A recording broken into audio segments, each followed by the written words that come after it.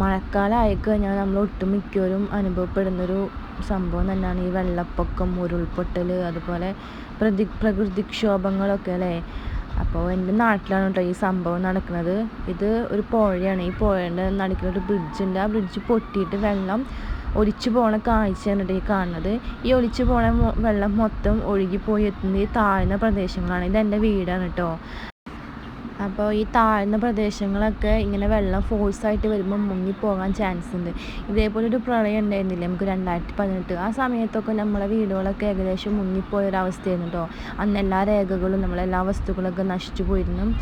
അപ്പോൾ എന്താ പറയുക, നമ്മളെ വയനാട്ടിലത്തെ ഒരു ദുരന്തവും അതുപോലെ വെള്ളപ്പൊക്കവും മഴയും എല്ലാം കൂടി ഒരു എന്താ പറയുക, കേരളം ഒരു ദുരിതത്തിലാണ് കടന്നു പോകുന്നത് അല്ലേ.